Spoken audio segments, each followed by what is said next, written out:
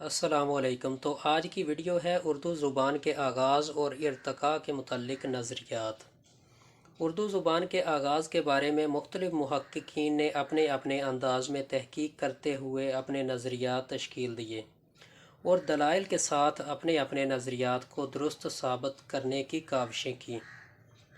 زبان کی تخلیق کوئی ایسا عمل نہیں کہ کسی خاص وقت میں چند اہل علم بیٹھ جائیں اور مل کر ایک نئی زبان کی تشکیل کر دیں۔ زبان کی تخلیق و تشکیل صدیوں پر محیط ایک ارتقائی عمل ہوتا ہے جو اس زبان کی پختگی کے ایک خاص مرحلے پر پہنچ کر نئی زبان کی تخلیق کا اعلان کر دیتا ہے۔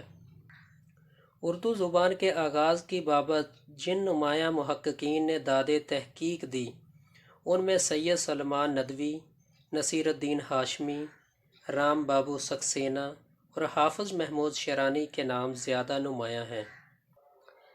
سید سلمان ندوی نے تاریخی دلائل سے یہ ثابت کرنے کی کوشش کی کہ اردو زبان کا آغاز محمد بن قاسم کی سندھ اور ملتان میں آمد سے ہوا۔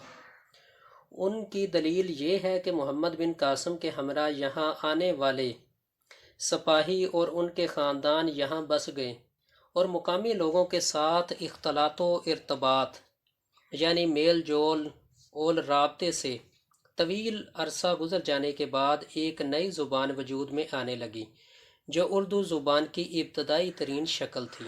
نصیر الدین ہاشمی کا یہ خیال ہے کہ اردو زبان کا آغاز دکن سے ہوا، جس کی دلیل وہ یہ دیتے ہیں کہ جب محمد تغلق نے اپنا دارالحکومت دلی سے دکن منتقل کیا اور دلی کے لوگوں کا دکن کے مقامی لوگوں سے میل جول ہوا تو ایک نئی زبان کی ابتدائی صورت معرض وجود میں آئی، اور یہ لوگ جب محمد تغلق جیسے تاریخ میں پاگل بادشاہ کہا جاتا ہے اس کے اچانک فیصلے کے باعث دوبارہ دلی منتقل ہوئے تو مقامی آبادی کے ساتھ دکنی الفاظ کے تبادلے کی بنا پر ایک نئی زبان کی ابتدائی شکل وجود میں آئی جو بعد میں اردو کی شکل میں ڈلتی چلی گئی۔ ڈاکٹر رام بابو سکسینہ نے اپنی تصنیف a history of Urdu language and literature میں یہ نظریہ پیش کیا ہے کہ اردو زبان کا آغاز مغلوں کے دور میں ہوا، جس کی وہ یہ دلیل دیتے ہیں کہ مغل فوج کے اندر مختلف علاقوں اور زبانوں سے وابستہ سپاہی اپنی اپنی زبان لے کر آئے تھے۔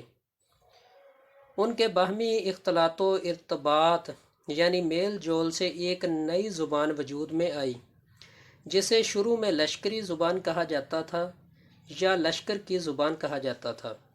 یہی زبان بعد ازاں پختہ ہوتے ہوئے پہلے ہندی یا ہندوی کے ناموں سے منسوب ہوئی اور پھر اسے ریختہ کا نام دیا گیا۔ غالب نے کہا ہے، ریختے کہ تم ہی استاد نہیں ہو غالب، کہتے ہیں اگلے زمانے میں کوئی میر بھی تھا۔